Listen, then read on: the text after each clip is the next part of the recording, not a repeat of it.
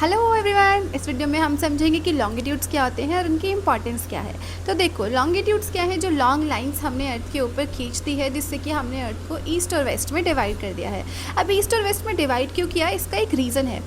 अर्थ जो है वो अपनी एक्सिस के ऊपर रोटेट करता है और सन की जो रेज़ है वो उसके एक ही डायरेक्शन में पड़ती है, मतलब उसके एक ही तरफ सन की रेज़ आएंगी। जो दूसरा तरफ है वो अंधेरे में रहने वाला है। तो जहाँ पे सन की रेज़ आ रही है वहाँ पे दिन है और जो पीछे वाला एरिया है वहाँ पे रात है। अब हमने लॉन्गिट्यूड्स बनाए क्यों हैं? पहली चीज़ तो किसी भी जगह की लोकेशन पता लगाने के लिए वो हम सिंपली डिग्रीज़ की कैलकुलेशन से पता लगा सकते हैं। जैसे कि जो इंडिया की लोकेशन है वो है 60 degree east, 68 degree east to 97 degrees east. अब इन दोनों के बीच में 30 डिग्रीज़ का गैप है। तो देखो, हम कैसे पता लगाएंगे कि किसी भी कंट्री में जो टाइम गैप है वो कितना रहता है या फिर टाइम ड्यूरेशन में कितना फ़र्क है?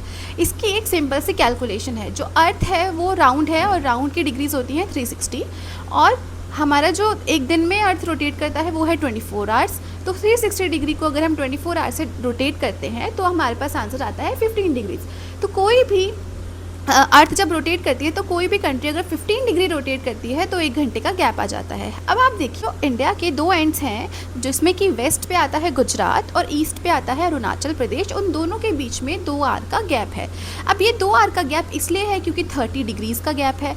तो यहाँ पे अगर हमें इंडिया के लिए टाइम सेट करना है तो उसमें तो कन्फ्यूज़न हो जाएगी ना, क्योंकि 2 आवर का गैप आ रहा है। तो हम क्या करेंगे, एक बीच का टाइम सजेस्ट करेंगे पूरे इंडिया के लिए, जिससे कि पूरी कंट्री में एक ही टाइम को माना जाए, कन्फ्यूज़न ना हो। क्योंकि अगर लेट्स सपोज जो गुजरात में टाइम हो रहा है वही हमने पूरी कंट्री के लिए रख दिया तो अरुणाचल प्रदेश वालों का टाइम तो 2 घंटे आगे चल रहा है, और अगर अरुणाचल प्रदेश का रख दिया तो गुजरात वालों का टाइम 2 घंटे पीछे चल रहा है। तो इसकी वजह से हमने एक बीच का टाइम लिया जिसको हमने 82 डिग्री 30 ईस्ट से पास कराया, जो कि मिर्ज़ापुर उत्तर प्रदेश से होते हुए जाता है।